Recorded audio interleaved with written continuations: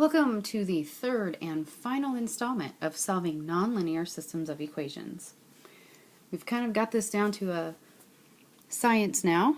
I'm going to go ahead and graph my two parabolas, and then after I've graphed them, I will be setting the two equal to each other so that I can solve for x. Then I will be substituting those values back in to get the values of y and making sure my ordered pairs all match up. So my first graph here is a parabola that's been shifted up 5 and also reflected over the x-axis. So I will shift up 5, 1, 2, 3, 4, 5, putting my vertex at 0, 5. And then that reflection just causes my regular growing pattern to move down instead of up. So I'll go over 1 and down 1, over 2 and down 4, and then over 3 and down 9. Draw that parabola.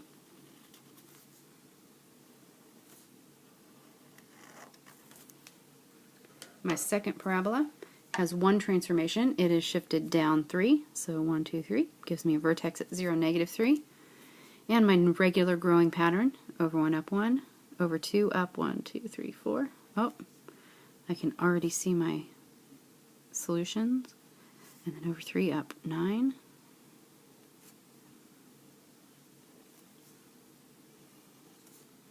And graph.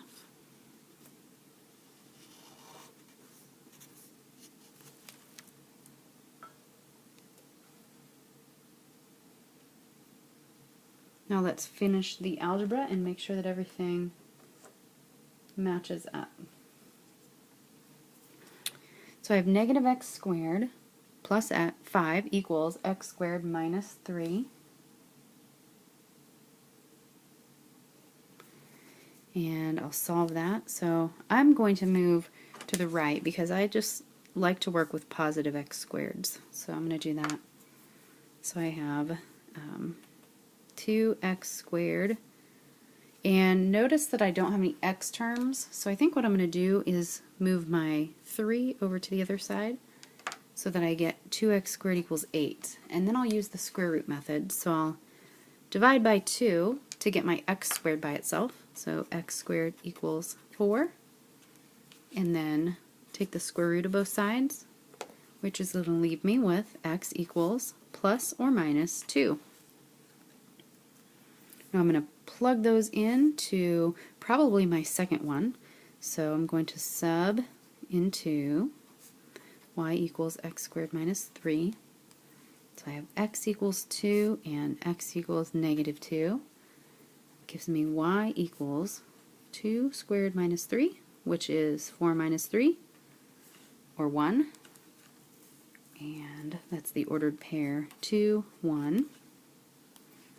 And y equals negative 2 squared minus 3, which is also 4 minus 3. So that ordered pair is negative 2, 1. So make sure my graph backs that up. 0, so I have 1, 2, 1, so 2, 1, and negative 1, negative 2, up 1, so negative 2, 1. So it looks like the two solutions are the ordered pairs 2, 1, and negative 2, 1.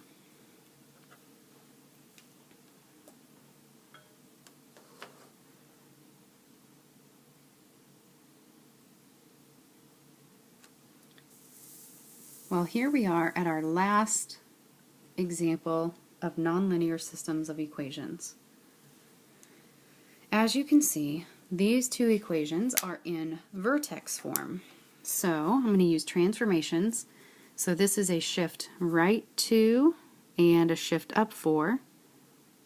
So my vertex is at 2, 4, and that is a reflection. So I'll go over 1 and down 1, and then over 2 and down 4,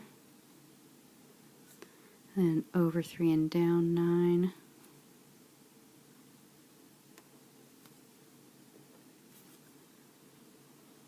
There's parabola number 1.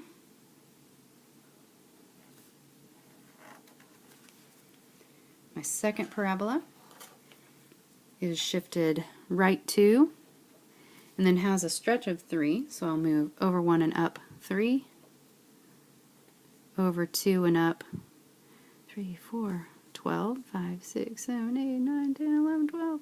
That is way up there. So I have a very tall, skinny parabola here.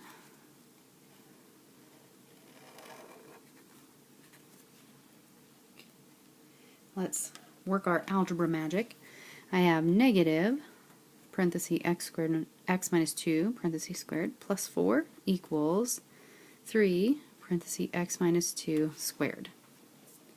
Now these are probably going to be the most work algebraically, because what I'm going to need to do is I'm going to need to FOIL this x minus 2 squared, and I'm going to need to FOIL this x minus 2 squared,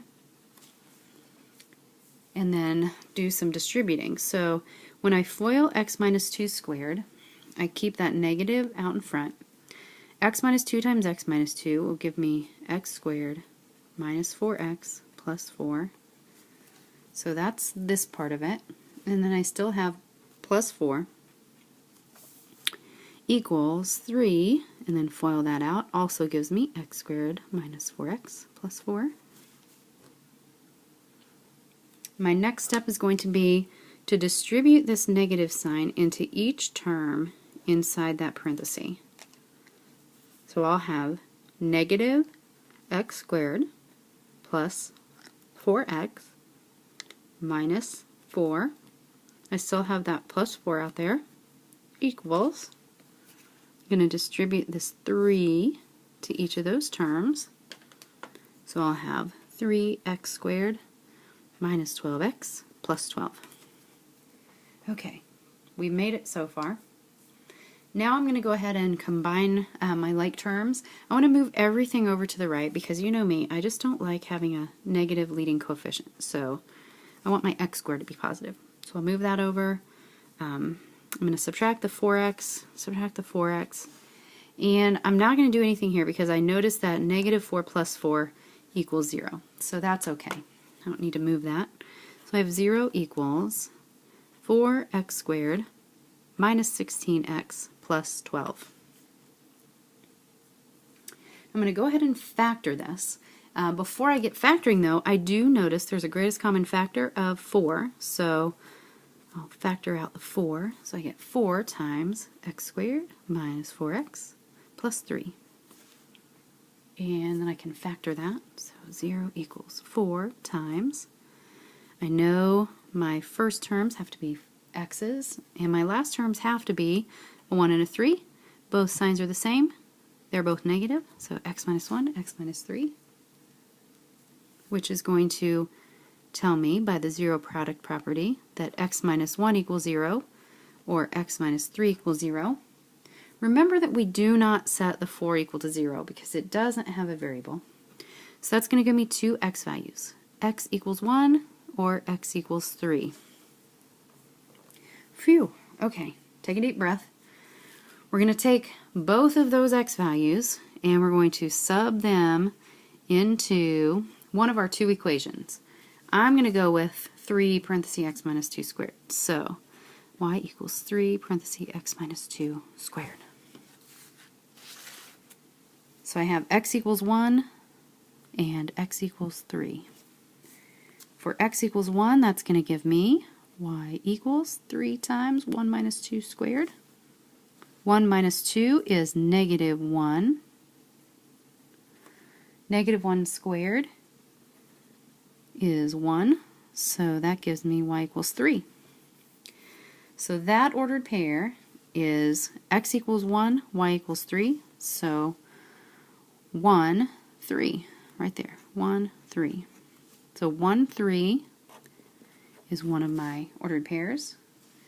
The other one will be 3 something, so when I plug 3 in, I get y equals 3 times 3 minus 2 squared, which is 3 times 1 squared, which also happens to be 3. So I get x equals 3, y equals 3. So 3, 3.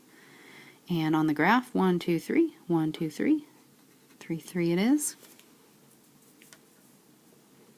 So my two solutions will be 1, 3 and 3, 3.